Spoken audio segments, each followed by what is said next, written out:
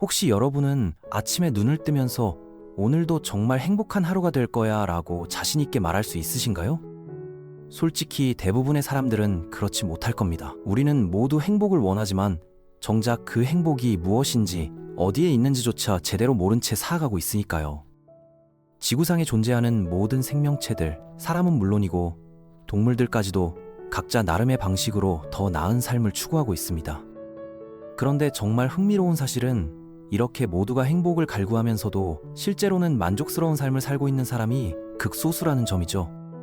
오늘 여러분께 전해드릴 이야기는 진정한 행복의 본질과 그것을 우리 삶 속에서 구현하는 실질적인 방법들에 관한 것입니다.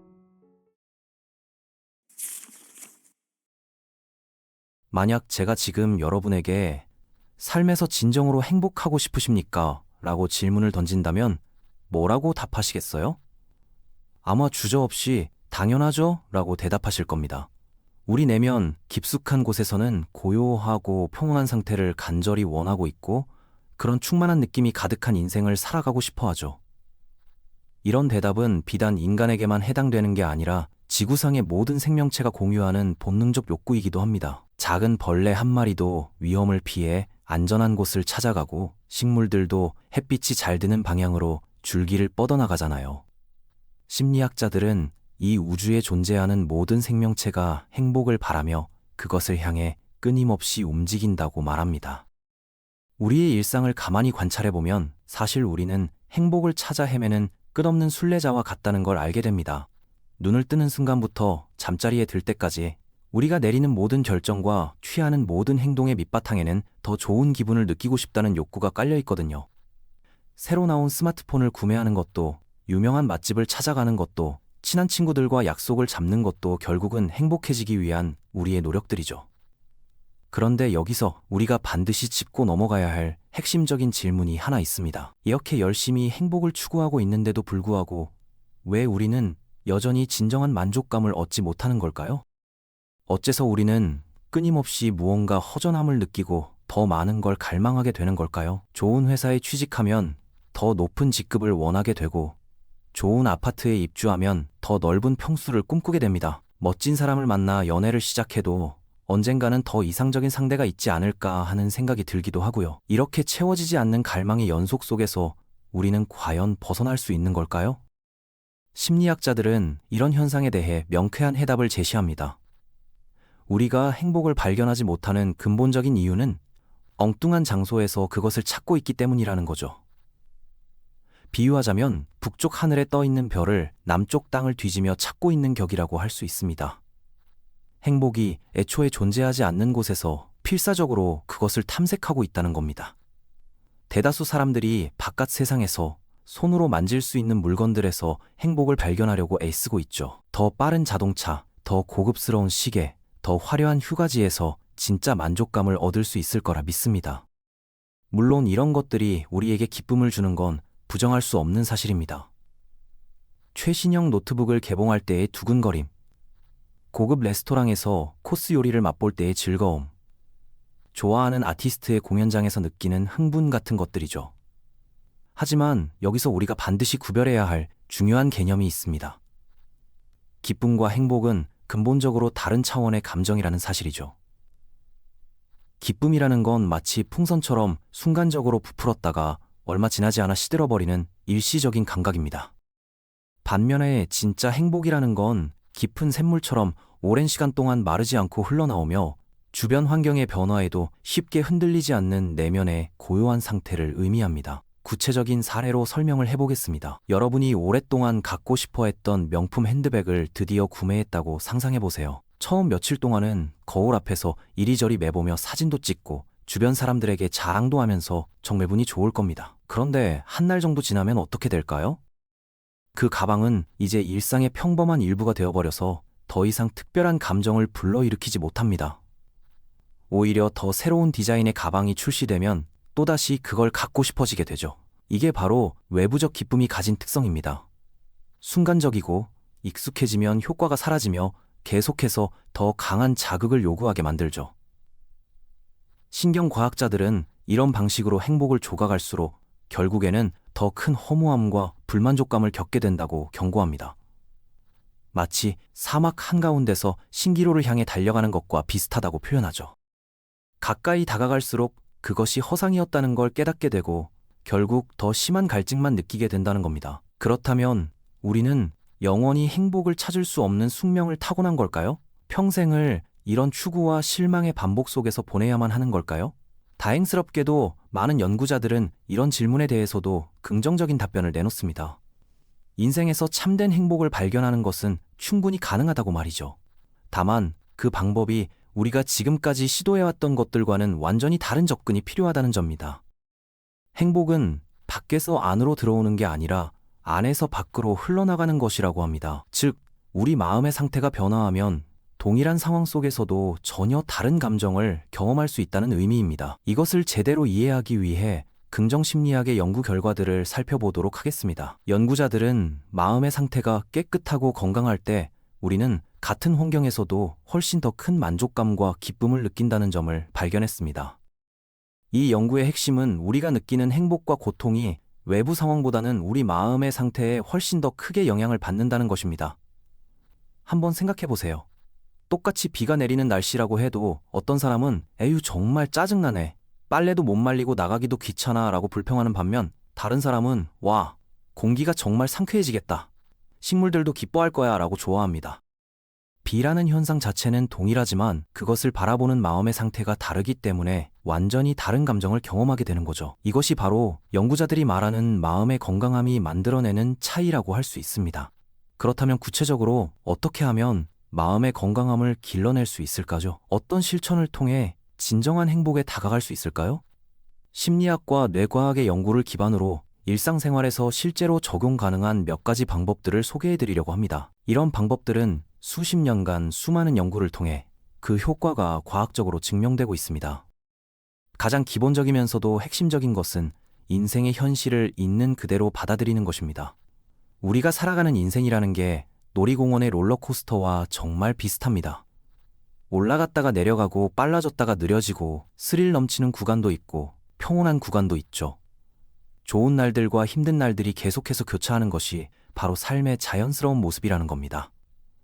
매일같이 크리스마스처럼 기쁘고 설렙 수는 없고 반대로 매일같이 시험 보는 날처럼 스트레스 받을 수도 없습니다. 문제는 우리가 종종 좋은 순간들은 영원히 계속되기를 바라고 어려운 순간들은 절대 오지 않기를 기대한다는 점이죠. 새로운 사람을 만났을 때의 설렘이 평생 지속될 거라고 생각하거나 승진했을 때의 기쁨이 변하지 않을 거라고 믿기도 합니다. 반대로 실직을 했거나 건강에 문제가 생겼을 때는 이런 상황이 평생 계속될 것처럼 절망하기도 하고요. 하지만 연구자들이 발견한 변화의 법칙에 따르면 이 세상의 모든 것은 변화합니다. 좋은 것도 변하고 나쁜 것도 변하죠. 이런 현실을 제대로 이해하게 되면 우리는 훨씬 더 지혜롭게 인생의 파도를 탈 수 있게 됩니다. 좋은 일이 생겼을 때는 그것에 감사하면서도 이것도 언젠가는 변할 거야 라는 마음으로 겸손함을 잃지 않을 수 있고 어려운 상황에 처했을 때는 이것도 지나갈 거야 라는 희망을 가지고 견뎌낼 수 있습니다. 실제로 우리가 경험하는 고통의 상당 부분은 상황 자체보다는 그 상황에 대한 우리의 저항감과 부정적인 반응에서 오는 경우가 많습니다. 예를 들어 직장에서 상사에게 꾸지람을 들었다고 생각해 보세요. 그 순간의 당황스러움이나 부끄러움은 자연스러운 감정입니다. 하지만 집에 가서도 다음 날에도 일주일이 지나서도 계속 그 일을 떠올리며 왜 나에게만 이런 일이 생기는 거지? 내가 정말 무능한 사람인가?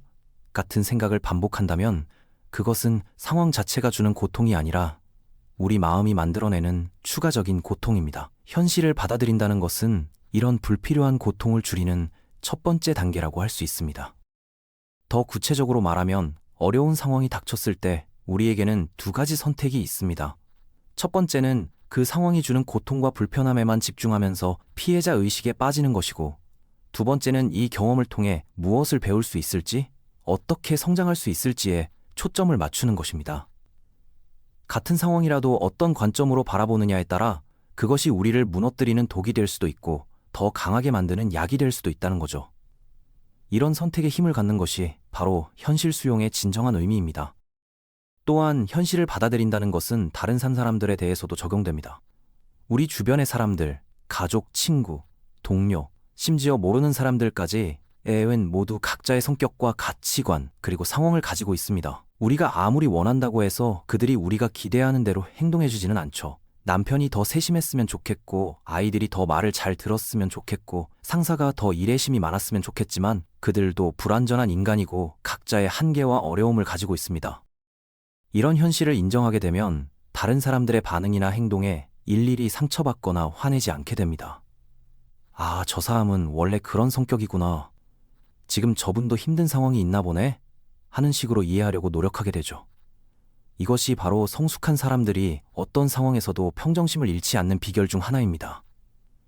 남을 바꾸려고 에너지를 쓰는 대신 내 마음을 다스리는 데 집중하게 되는 거죠. 진정한 행복으로 가는 두 번째 길은 관대함을 실천하는 것입니다. 심리학에서는 이를 친사회적 행동이라고 부르며 가장 강력한 행복 증진 방법 중 하나로 여깁니다. 그런데 여기서 말하는 관대함은 단순히 돈을 많이 기부하는 것만을 의미하지는 않습니다. 물론 경제적 여유가 있다면 도움이 필요한 곳에 후원하는 것도 좋은 일이지만 관대함의 본질은 나누는 마음에 있습니다. 내가 가진 것을 다른 사람과 함께하려는 마음가짐 말이에요. 연구자들은 대가를 바라지 않고 베풀어라 라고 조언합니다. 이것은 우리가 평소에 가지고 있는 거래의 관점과는 완전히 다른 접근법입니다. 보통 우리는 무언가를 줄 때 의식적이든 무의식적이든 어떤 보상을 기대하게 되죠. 이렇게 친절하게 해주면 나한테도 잘해주겠지. 이만큼 도와줬으니까 고마워하겠지 같은 마음 말이에요. 하지만 진정한 관대함은 이런 기대 없이 순수하게 상대방의 행복을 위해 베푸는 것입니다. 현대 사회를 살아가는 우리들은 대부분 모으는 것에 익숙해져 있습니다.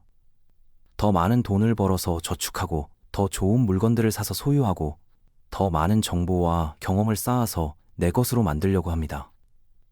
물론 이런 것들이 생존과 안정에 필요한 것은 사실이지만 문제는 이런 모으기에만 집중하다 보면 마음이 점점 움츠러들고 경직된다는 점입니다. 마치 주먹을 꽉 쥐고 있으면 손이 아픈 것처럼 마음도 계속 움켜쥐고 있으면 긴장되고 피곤해집니다.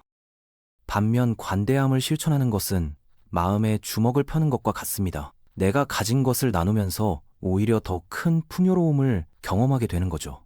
이것은 단순한 정신적 위안이 아니라 실제로 뇌과학적으로도 입증된 현상입니다.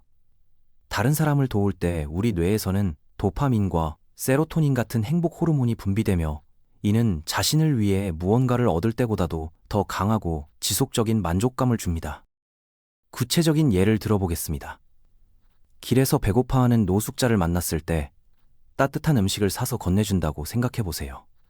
그분이 고맙다고 하며 맛있게 드시는 모습을 보면서 당신은 어떤 기분을 느끼시겠습니까? 아마 가슴 깊은 곳에서 올라오는 따뜻한 만족감을 경험하실 것입니다. 이런 감정은 비싼 레스토랑에서 맛있는 음식을 먹었을 때의 즐거움과는 질적으로 다릅니다. 더 깊고 더 지속적이며 시간이 지나도 색바래지지 않는 행복이죠. 놀라운 것은 이런 행복이 몇 년이 지나서도 심지어 몇십 년이 지나서도 그 기억을 떠올릴 때마다 다시 느낄 수 있다는 점입니다. 어린 시절 할머니께서 용돈을 주셨던 기억, 친구가 힘들 때 옆에서 함께 있어준 기억, 누군가에게 진심으로 도움이 되었던 순간들을 생각해 보세요. 그런 기억들은 아직도 마음을 따뜻하게 만들지 않나요? 반면 맛있는 음식을 먹었던 기억이나 비싼 물건을 샀던 기억은 어떤가요? 그때는 즐거웠지만 지금 다시 생각해도 특별한 감정이 일어나지는 않을 것입니다. 관대함을 실천하는 방법은 정말 다양합니다. 꼭 돈이나 물건을 주는 것만이 아니라 시간을 내어 누군가의 이야기를 들어주는 것, 따뜻한 말 한마디를 건네는 것, 미소를 짓는 것, 길을 알려주는 것 같은 작은 친절들도 모두 관대함의 표현입니다. 중요한 것은 그 마음이 진심에서 우러나오는 것이어야 한다는 점입니다. 의무감이나 체면 때문이 아니라 정말로 상대방의 행복을 바라는 마음에서 나와야 합니다. 부모님께 안부 전화를 드리는 것, 힘들어하는 동료에게 격려의 말을 건네는 것, 지하철에서 노약자에게 자리를 양보하는 것, 이런 작은 실천들이 모두 관대함의 구체적인 모습들입니다. 심리학자들이 강조하는 세 번째 행복의 열쇠는 용서입니다. 이것은 아마도 많은 분들이 가장 어려워하는 부분일 수도 있습니다. 특히 심하게 상처받은 경험이 있거나 억울한 일을 당한 적이 있다면 용서하라고? 그게 말이 되나? 하고 반발심이 들 수도 있을 거예요.